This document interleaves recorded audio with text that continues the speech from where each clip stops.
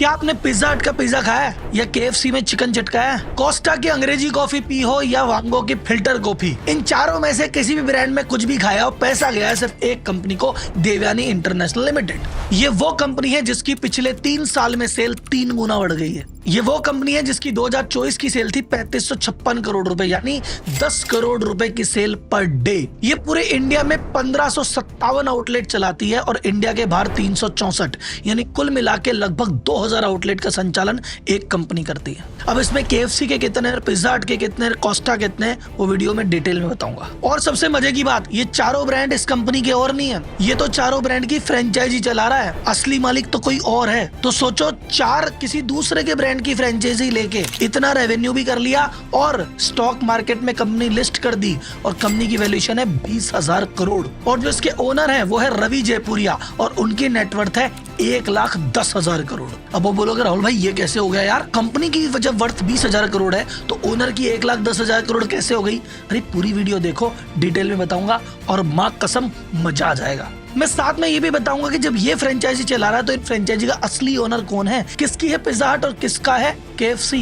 Company को इतनी तेजी से बढ़ाने में इन्होंने क्या क्या स्ट्रेटजी लगाई है, क्या क्या घटनाएं घटी है, और आज से 2025 के बाद 2030 आगे जाने के लिए क्या क्या स्ट्रेटजी लगा रहे हैं, इनके सामने क्या क्या चैलेंज है और ये उनसे कैसे कैसे लड़ रहे हैं। इंडियन जो QSR स्पेस है, यानी जितने भी इस तरह के आउटलेट हैं, इसमें इनकी पोजीशन क्या है, सारी बातें बताएगा आपका राहुल। तो चाहे आप फूड लवर हो, चाहे बिजनेस लवर हो, चाहे इन्वेस्टर हो, ये केस स्टडी करेगी आप पे पूरा असर। बस एक वादा करना, मजा आ जाए तो इसको पहुंचा देना घर घर। तो जनता जनार्दन की जय बोलते हैं, करते हैं वीडियो की शुरुआत।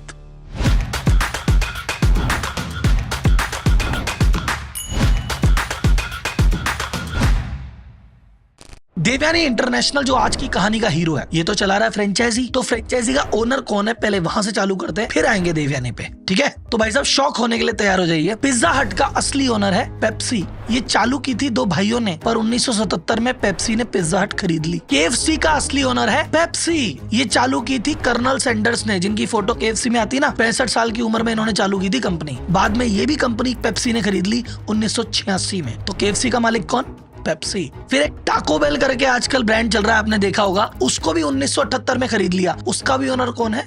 पेप्सी। तो ये 3 फूड की अलग अलग कंपनियां पेप्सी ने खरीद ली। फिर पेप्सी बोला यार हम बेवरेज का धंधा कर रहे हैं, थोड़ा अलग धंधा है, ये फूड का बिजनेस है, थोड़ा अलग है, इसको एक साथ चलाने में दिक्कत आ रही है। तो इन्होंने कहा एक काम करते हैं, हमारी जो पेप्सी के अंदर तो हम कोल्ड ड्रिंक बेचना जारी रखते हैं, हम एक काम करते हैं, अलग से एक कंपनी बनाते हैं जो कि इन फूड को, धंधे को संभालेगी। तो इन्होंने 1997 में एक अलग से कंपनी बनाई, ट्राइकॉन ग्लोबल रेस्टोरेंट, और उसमें ये टाको बेल, पिज्जा हट, KFC डाल दिया। और 2002 में इस कंपनी का नाम बदल के कर दिया यम ब्रांड्स। तो आज की रेट में KFC, पिज्जा हट, टैको बेल का असली ओनर कौन है? यम ब्रांड, जो कि पेप्सी की ही कंपनी है। ये जो यम ब्रांड कंपनी है, ये 150 कंट्री में ऑपरेट करती है और 61,000 रेस्टोरेंट चलाती है। लेकिन हम दुनिया की बात नहीं करते, हम बात करते हैं हमारे अपने प्यारे देश भारत की। तो भाई साहब भारत में ये पेप्सी का एंटर हुई 1995 में और बेंगलोर में पहला KFC स्टोर खोला। अब इंडिया में कोई भी चीज नई नई खुलती है तो उसका होता है जम के स्वागत, नहीं विरोध। तो बहुत सारी कंट्रोवर्सी हुई, अरे फार्मर्स का क्या होगा, अरे तुम ये चिकन को कैसे सोर्स करते हो, अरे तुम इसमें क्या मिलाते हो, अरे भाई साहब फिर विदेशी कंपनियां आ गई देश में। तो ऐसे बहुत सारा विरोध हुआ और एक बार तो KFC को अपना स्टोर बंद करना पड़ा। लेकिन पेप्सी ने कहा भाई हार नहीं मानते,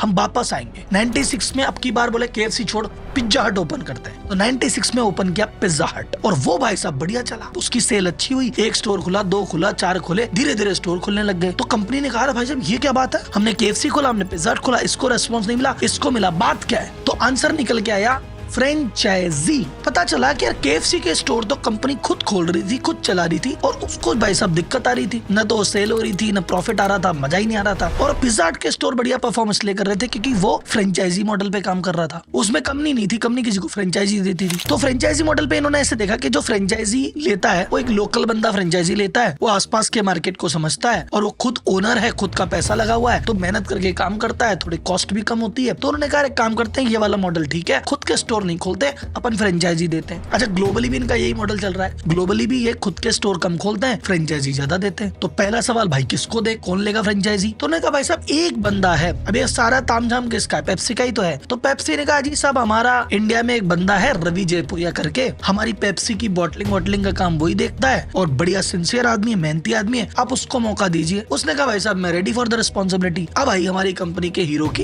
एंट्री, और रवि जयपुरिया जी ने 1997 में पिज्जा हट का स्टोर भी खोल डाला। वो जिस कंपनी के अंडर खोला वो कंपनी थी देवयानी इंटरनेशनल लिमिटेड। रवि जयपुरिया जी चीज क्या है, जो जानने वाले जानते हैं, जो नहीं जानते उनको भी बताता हूँ, 30 सेकंड का टाइम दो। रवि जयपुरिया जी की 2 कंपनी है, उन्होंने अपने बेटे के नाम पे वरुण बेवरेज खोल रखी है और बेटी के नाम पे देवयानी इंटरनेशनल खोल रखी है। देवयानी पे तो आज अपन खुल के केस स्टडी करेंगे एक एक चीज। वरुण बेवरेज में क्या काम होता है, वरुण बेवरेज क्या सप्लाई करता है, एक एक आइटम सुनो। एडिटर साहब इनको दिखाओ। Pepsi, 7 up, Mountain Dew, Mirinda, आपका स्टिंग, ट्रॉपिकाना जूस, आपका एक्वाफेना पानी, आपका लेज, डोरिटोस, कुरकुरे, ये सारा काम होता है वरुण बेवरेज में। और देवयानी इंटरनेशनल में क्या होता है, पिज्जा हट, KFC, कोस्टा कॉफी, वांगो और 3 ब्रांड और आ रहे हैं, वो आगे चल के बताऊंगा। Varun beverage publicly listed company है जिसका मार्केट कैप है 1,60,000 करोड़, और देवयानी भी पब्लिक लिस्टेड कंपनी है जिसका मार्केट कैप है 20,000 करोड़। यानी 2 कंपनियों की कंबाइंड वैल्यू है 1,80,000 करोड़, और रवि जयपुरिया जी उसके 62% के ओनर है, यानी इंडिविजुअली है 1,10,000 करोड़ के आदमी। तो फास्ट फूड बेच के, कोल्ड ड्रिंक या ये बेच के हेल्थ चाहे बिगड़ती हो, वेल्थ तो बनती है। रवि जयपुरिया जी प्राइम एग्जांपल है। वरुण बेवरेज की केस स्टडी मैंने डिटेल में बना रखी है एक एक पॉइंट के साथ, वो आपको एडिटर साहब लिंक दे देंगे, जाके देख लेना। अब बात करते हैं देवयानी की ग्रोथ पे। आज 2025 में इसके नेशनली 1557 स्टोर है, इंटरनेशनली 364 स्टोर है, लगभग 2000 स्टोर है इनके। कोविड के बाद इनकी सेल गिर के मात्र रह गई थी 1100 करोड़ के आसपास, जो की 2024 में मात्र 3 साल में बढ़ के हो गई 3556 करोड़ रुपए, यानी 3 साल में 3 गुना। ये QSR स्पेस के सेकंड सबसे बड़े प्लेयर है। नंबर 1 प्लेयर है जुबिलेंट, जिसका टर्नओवर है 5200 करोड़, वो बेचता है डोमिनोज पिज्जा। सेकंड नंबर पे देवयानी आता है 3000 करोड़ के टर्नओवर के साथ। इसके बाद भाई साहब आपका वेस्ट लाइफ जो कि मैकडोनल्ड है। इसके बाद सफायर फूड आता है। सफायर फूड की कहानी भी इस वीडियो में सुनाऊंगा। इतनी तेजी से ग्रोथ कैसे हुई, ये आगे कैसे बढ़े, एक एक स्ट्रेटजी को डिस्कस करेंगे, तो तैयार हो जाओ। उससे पहले एक जरूरी सूचना, अगर आप व्यापारी हैं और आपको एम्प्लॉय से कोई इशू है, मार्केटिंग की दिक्कत है, कंपटीशन की दिक्कत है, सेल नहीं बढ़ रही है, फाइनेंस की दिक्कत है, लोन बढ़ रहे हैं, कुल मिला के कोई भी व्यापार में समस्या आ रही है और आप ये केस स्टडियां देख के सोचते हो कि काश ये बड़े बड़े CEO के सीक्रेट मुझे भी पता होते कि कैसे टीम मैनेज करते हैं, कैसे फाइनेंस देखते हैं, कैसे सेल बढ़ाते हैं, तो आज आपका लकी दिन है। मैं एक फ्री मास्टर क्लास ऑर्गेनाइज कर रहा हूँ जिसका नाम है व्यापारी टू CEO आरंभ, जिसमें मैं व्यापारी CEO कैसे बनेगा उस जर्नी का आरंभ कर रहा हूँ, और ये मास्टर क्लास पूरी तरह फ्री है। तो अगर आप इसमें रजिस्टर्ड होना चाहते हैं तो डिस्क्रिप्शन में लिंक है, उसको क्लिक कर लेना, रजिस्टर्ड हो जाना, जिंदगी और बिजनेस दोनों बदल जाएगा। अब चलते हैं अपने मुख्य वीडियो पे। सबसे पहले स्ट्रेटजी थी डाइन इन से डिलीवरी की तरफ शिफ्ट होना। ये क्या है भाई साहब, देखो ध्यान से। पूरी दुनिया के मार्केट में डोमिनोज और पिज्जा हट में क्या डिफरेंसेस को समझो। दुनिया में पिज्जा हट फेमस है कि भैया मैं एक जगह बिठा के खिलाऊंगा, थोड़ी थोड़ी डिलीवरी कर देता हूँ। डोमिनोज कहता भैया मैं मेन काम डिलीवरी का करता हूँ, कभी कभी बैठ के खिला देता हूँ। अब सेम ही कॉन्सेप्ट पे दोनों इंडिया में उतर गए भाई साहब। अब इंडिया मुझे बताओ आप किस तरह का मार्केट है। इंडिया है डिलीवरी वाला मार्केट, कि भाई हम तो घर पे बैठे बोर हो रहे हैं, किसी का बर्थडे था, हमने ऑनलाइन ऑर्डर किया, पिज्जा घर पे आ गया, कौन जाएगा कौन खाएगा। तो उस मॉडल में डोमिनोज हो गया सफल, पिज्जा हट रह गया थोड़ा पीछे। अच्छा, पिज्जा हट थोड़ा पीछे रह गया। पिज्जा हट कह रहा हमने जगह तो बड़ी बड़ी खोल ली, हमने तो यार 150 आदमी के बैठने की जगह है, इतना महंगा किराया, इतना स्टाफ, इतना बिजली, इतना पानी, और भाई सब लोग ही नहीं आते, तो इनके होने लग गई दिक्कत। तो सबसे पहले देवयानी ने कहा भाई हम तो स्टोर की साइज घटाएंगे, हम नहीं दे रहे मोटा किराया, हम नहीं बैठा रहे ज्यादा फर्नीचर पे खर्चा, हम नहीं दे रहे ज्यादा सैलरी, हाँ छोटा सा खोल दो, 10, 20, 50 लोग बैठ जाएंगे और मेन काम डिलीवरी। तो वो डोमिनोज के मॉडल पे आ गए। ये सफलता का एक बड़ा राज रहा। अच्छा, इन्होंने यम ब्रांड से ये भी कहा कि वैसा हमें तो डिलीवरी ओनली स्टोर की फ्रेंचाइजी दे दो, और वो उनको मिल भी गई। तो अब ये मैक्सिमम जितने स्टोर खोलेंगे ना, ये बिठा के खिलाने वाले कम और डिलीवरी वाले ज्यादा खोल रहे हैं। हमारे जो KFC के बड़े बड़े स्टोर है 3-3 हजार स्क्वायर फीट के, 150 लोग एक बार में बैठ सकते हैं, उसको कम करके 50-60 पे ला रहे हैं। और जो हमारा पिज्जा हट में एक बार में 120 लोगों की सीटिंग होती है, उसको कम करके हम 40 में ला रहे हैं। और नए स्टोर जितने भी खोलेंगे डिलीवरी वाले खोलेंगे। सेकंड स्ट्रेटजी इन्होंने सेल बढ़ाने के क्या की, चैनल बहुत सारे खोल दिए। जैसे इसको भैया एक काम करो, KFC को, पिज्जा हट को जोमेटो पे रजिस्टर्ड कर दो, स्विगी पे भी रजिस्टर्ड कर दो, KFC का खुद का ऐप भी निकाल दो, फिर भाई साहब आप पिज्जा हट का खुद का ऐप भी निकाल दो, फिर इन दोनों के वेबसाइट पे भी ऑर्डर लेने लग जाओ, इन दोनों के फोन पे भी ऑर्डर लेने लग जाओ। तो पहले जो स्टैंडर्ड चीज थी कि जाओ ऑर्डर करो खाओ, उसके अलावा इन्होंने 10 ऑप्शन और कर दिए, उससे भी सेल बढ़ गई। तीसरी चीज, इन्होंने अपने स्टोर की संख्या बहुत तेजी से बढ़ाई, और मैं कहूंगा इसमें इनको भैया किस्मत का भी साथ मिला, और एक बार नहीं 3 बार मिला। तीनों इंसिडेंट समझाता हूँ। सबसे पहले तो समझो कि QSR स्पेस में स्टोर एक्सपेंड करना जरूरी क्यों है। देखो QSR का जो बिजनेस है, ये पिज्जा बर्गर या जो भी फास्ट फूड वाला है, इसमें हर स्टोर की एक कैपेसिटी होती है। एक जगह अगर एक दुकान खुल गई तो भाई साहब वो दिन का 1 लाख 2 लाख जो भी फिक्स है बस वही दे पाएगा, वो ऐसा नहीं हर साल डबल नहीं हो सकता, फैल नहीं सकता। तो अगर उस कंपनी को अपनी ताकत फैलानी है तो ज्यादा दुकानें ही खोलनी पड़ेगी, यही एकमात्र रास्ता है। लेकिन भाई साहब एक KFC या पिज्जा हट का बड़ा स्टोर खोलने में 2-3 करोड़ रुपए का खर्चा मिनिमम लगता है, और 2-3 करोड़ रुपए खर्च कर दो और उसकी रिकवरी 4-5 साल में होती है। तो एक तो बहुत तेजी से स्टोर खोल नहीं सकते क्योंकि पैसा नहीं है, और दूसरा कल को कहीं से पैसे का जुगाड़ करके तेजी से खोले तो इतनी ज्यादा तेजी से खोलने की परमिशन यम ब्रांड नहीं देगा। यम ब्रांड नहीं चाहता ना कि डिपेंडेंसी एक ही आदमी पे आ जाए। तो भाई साहब ये तो यम ब्रांड नहीं जाने दे रहा है, एक पैसा नहीं जाने दे रहा, तो धीरे धीरे स्टोर खुलते हैं। पर इनकी जिंदगी में 1 नहीं 2 नहीं 3 इत्तेफाक हुए, जिसकी वजह से इनका स्टोर तेजी से खुल गए। तो पहला इत्तेफाक तो बहुत जोरदार वाला हुआ, यम ब्रांड बोला कि भाई साहब ऐसा है, मैंने दी है फ्रेंचाइजी, मैं दूंगा फ्रेंचाइजी, लेकिन भाई साहब कुछ स्टोर तो मैं मेरे भी खोलूंगा, मैं 100% तुम्हारे भरोसे नहीं आ रहा, और ये जो टाको बेल है इसको तो मैं खुद ही चलाऊंगा, और KFC को भी मैं अब खुद ही चलाऊंगा, मैं सिर्फ पिज्जा हट की फ्रेंचाइजी दूंगा। और इसने इस चीज में एंटर करने के लिए 3-4 साल में 600 करोड़ रुपए का इन्वेस्टमेंट कर दिया। अब भाई साहब 600 करोड़ रुपए का इन्वेस्टमेंट जो हुआ, कुछ इंफ्रा पे हुआ, पर एक मेजर खर्चा मार्केटिंग पे भी हुआ। तो भाई साहब पिज्जा हट के जबरदस्त ऐड दिख रहे हैं, KFC के ऐड दिख रहे हैं, तो जब इसकी बस बनती है तो फायदा तो भाई साहब जो इनके एग्जिस्टिंग स्टोर है इनको मिलेगा, इनकी सेल बढ़ेगी। तो पहला फायदा तो ये हुआ। तो देवया ने ये यम ब्रांड को बोला, बोले एक बात बताओ भाई साहब, तुम हमें ना टैको बेल तो खोलने नहीं दे रहे, तुम हमें KFC नहीं खोलने दे रहे, तो एक काम करो यार पिज्जा हट तो खोलने दो दबा के। तो उन्होंने कहा चलो ठीक है, पिज्जा हट के साउथ मार्केट के और वेस्ट मार्केट के राइट ले जाओ, खोलो आराम से, कोई दिक्कत नहीं। तो इनको एक तरह से 2 जगह रोक दिया, पर एक जगह खुला मैदान मिल गया, भागू। तो स्टोर एक्सपेंशन फास्ट हो गया, और मार्केटिंग तो इनकी हो ही रही थी, उसका बेनिफिट मिल गया। सेकंड लक क्या हुआ इनके साथ, अब यम ब्रांड ने ऐसा नहीं है कि देवयानी इकलौता है जिनको फ्रेंचाइजी दी, इनको बस बड़े लेवल की दी, 100-500 स्टोर इन्होंने खोल रखे थे। बाकी छोटी छोटी भी, जैसे मान लो कल को आप बोलो मेरे पास 2 करोड़ रुपए है, तो यम ब्रांड आपको भी दे रहा था, तो आपको भी दे रहा है, मेरे को भी दे रहा है, अड़ोसी को दे रहा है, पड़ोसी को दे रहा है, ऐसे करके इसने 200-300 फ्रेंचाइजी छोटे छोटे बिजनेसमैन को बांट दी थी। अब यम ब्रांड बोला यार इनका मैनेजमेंट करने में दिक्कत आती है, एक देवयानी को फोन लगाओ, एक बार में 300 स्टोर की अपडेट मिल जाती है। अब 300 स्टोर की अपडेट लेने के लिए 300 लोगों को फोन लगाना पड़ता है, कंफ्यूजन हो रहा है साहब। तो यम ब्रांड ने क्या किया, 4 प्राइवेट इक्विटी बड़ी फर्मों को बोला भाई साहब हमारी मदद करो। ये 4 इक्विटी फर्में एक साथ हुई, इन्होंने कंपनी बनाई सफायर फूड, और इन्होंने 750 करोड़ रुपए का इन्वेस्टमेंट किया, और ये छोटे छोटे जो KFC और पिज्जा हट थे 300, इनका कंट्रोल अपने हाथ में ले लिया। तो जब सफायर ग्रुप बना 2015 में, इस समय पोजीशन क्या थी, 300 आउटलेट थे भाई साहब देवयानी के कंट्रोल में, 300 आ गए सफायर के कंट्रोल में, 100-150 खोल दिए यम ब्रांड ने खुद के अपने। अब यम ब्रांड ने मार्केटिंग पे खर्चा किया था, अब सफायर कह रहा है मैं भी मार्केटिंग में खर्चा करूंगा, तो दोनों मार्केटिंग खर्चे का बेनिफिट भी मिलेगा तो तीसरे को भी ना। ये सेकंड लक हो गया इनके साथ, और थर्ड लक तो बहुत ही जोरदार हो गया, उसमें तो मजा ही आ गया। 15 में तो यम ब्रांड ने कहा था हम खुद के स्टोर खोलेंगे, 19-20 के बाद यम ब्रांड कहता है कि यार हमने बहुत कोशिश की KFC ब्रांड खुद चलाने की, यार चल नहीं रहा, हम परेशान हो गए, एक काम करो ये 74 KFC स्टोर हमने खोले पिछले साल में, देवयानी इकट्ठे सारे ले लो, खत्म। तो खुले खुलाए 74 बने बनाए प्लेट में आ गए। तो 2017-18 में देखा जाए तो KFC इनके पास था ही नहीं, 60% पिज्जा हट थे, KFC कम थे साहब। लेकिन 2020-21 आते आते ये 50% हो गया, और 2023-24 में तो पिज्जा हट तो 42% ही रह गए, मेन इनके पास KFC आ गए, यानी KFC इनके पास ज्यादा है, पिज्जा हट कम है। तो आप बोलोगे राहुल जी तो उसमें क्या हो गया, दोनों एक ही तो बात है, KFC और पिज्जा हट क्या फर्क पड़ता है? नहीं नहीं नहीं नहीं, बहुत फर्क पड़ता है। KFC का अगर आप गौर से देखेंगे प्रॉफिट KFC में ज्यादा है। इन सारी चीजों के बाद इनकी जो स्टोर की काउंटिंग क्या हो गई, ध्यान से सुनो, 645 स्टोर इनके पास है KFC के, 593 है पिज्जा हट के, 207 है कोस्टा कॉफी के। अब बोलोगे राहुल जी कोस्टा कॉफी भी इन्हीं की है क्या? नहीं, वो एक जोरदार आदमी की है, बाद में बताऊंगा। 90 स्टोर इनके पास वांगो के, और बाकी छोटे मोटे 22 स्टोर और हैं। तो ये टोटल मिला के 1557 स्टोर इंडिया में इनके खुले हुए हैं। चौथा काम जो भाई साहब देवयानी ने बढ़िया किया, उन्होंने लिस्टिंग करा दी। लिस्टिंग का मतलब क्या होता है साहब, अपनी कंपनी का IPO लेके आ गए, 1838 करोड़ रुपए बाजार से उठाए, और उसमें से 400 करोड़ से ज्यादा कंपनी के एक्सपेंशन में लगाए। तो ये पैसा क्या होता है भाई साहब, इस पैसे से एक तो पुराना जो ब्याज होता है वो आप पुराना डेट चुकाते हो, तो मतलब ब्याज कम होता है, प्लस आपको फ्री का पैसा मिलता है। ऐसा नहीं भी इस पे रिटर्न तो देनी है, लेकिन टेक्निकली इस पे ब्याज नहीं देना है, इसको रिटर्न नहीं करना है, तो वो पैसा अपने आप में बहुत बड़ी पूंजी होता है। ये भी एक पॉजिटिव साइन रहा इनके साथ। पांचवी चीज इनके साथ जो बहुत बढ़िया हुई, इनऑर्गेनिक एक्सपेंशन। इनऑर्गेनिक क्या होता है? ऑर्गेनिक वो होता है जो आप अपने हिसाब से जानबूझ के एक एक पॉइंट करते हो। जैसे मैंने कहा कि जिन्होंने KFC के एक एक जो स्टोर खोले वो ऑर्गेनिक थे, पर वो 74 स्टोर बने बनाए यम ब्रांड ने कहा ले जा, वो इनऑर्गेनिक है। नाइजीरिया में इनके 40 स्टोर ऑलरेडी थे, नेपाल में इनके 28 स्टोर ऑलरेडी थे। इनकी किस्मत कैसे खुली? थाईलैंड में एक फ्रेंचाइजी जिसके पास 250 से ज्यादा, लगभग 283 बने बनाए आउटलेट थे, उसने कहा कि भाई साहब मेरे से नहीं भरे। इसने कहा एक बार में दे दे, और एक बार में एक साथ एक ही दिन में 283 स्टोर का संचालन अपने हाथ में ले लिया।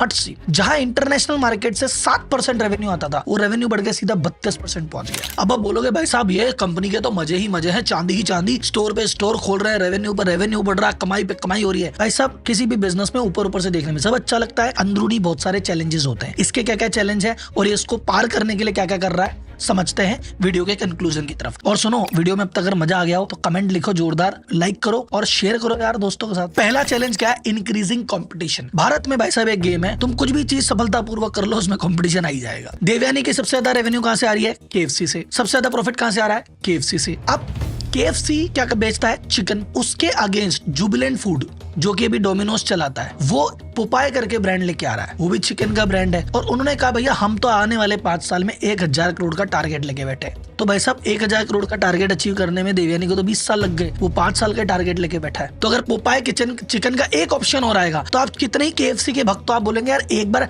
ट्राई तो करते हैं। तो ट्राई करने के चक्कर में कंपटीशन तो आ गया ना भाई साहब। दूसरा, लोकल कंपटीशन भी बहुत सारा बढ़ रहा है। पिज़्ज़ा हट को डोमिनोज से तो कंपटीशन था ही, एक लोकल चैन है ला पिनोज, वो भी भाई साहब धीरे धीरे फैल रही है। और छोटे मोटे बहुत सारे पिज्जा शॉप खुल गए। तो जब छोटे मोटे लोकल पिज्जा शॉप खुलते हैं तो ब्रांड को थोड़ा सा झटका तो लगता ही है। एक बार बाजार को समझो, पिज़्ज़ा हट की पोजीशन क्या है? पिज्जा के मार्केट में डोमिनो है clear leader, 65% market share. Second number पे पिज़्ज़ा हट आता है मात्र 16% के साथ। और ला पिनोज कल का खुला हुआ, वो भी भाई साहब 13% पे आ गया। हो सकता है वो जिस स्पीड से खुल रहा है पिज़्ज़ा हट को सरपास कर दे। तो इनकी जो पिज़्ज़ा हट के है उसकी भी कंपटीशन है, और KFC है उसमें कंपटीशन आ गया। सेकंड चीज, इनकी ओवरऑल सेल डाउन जा रही है। क्यों डाउन जा रही है, बात को समझना। अब बोलो राव जी सेल तो बढ़ रही है, सेल इसलिए बढ़ रही है क्योंकि स्टोर बढ़ाते जा रहे हैं, तो नए नए स्टोर बढ़ रहे हैं, तो उसकी सेल बढ़ के टोटल सेल बढ़ रही है। पर अगर सेम स्टोर की बात करूंगी, इस स्टोर पे पिछले साल क्या था, इस साल क्या है, तो रेवेन्यू या तो अटक गया है या नीचे जा रहा है। अब कारण क्या है? मैंने बताया लोकल ब्रांड खुल रहे हैं। अब जैसे मान लो मैं एक युवा हूँ, अब पहले आज के 15 साल पहले मेरे पास ऑप्शन क्या था? मुझे कूल बनना है यार, मैं कुछ कूल करना चाहता हूँ, कुछ बाहर जाके खाऊंगा। ऑप्शन क्या है? डोमिनोज है या पिज़्ज़ा हट है या KFC है,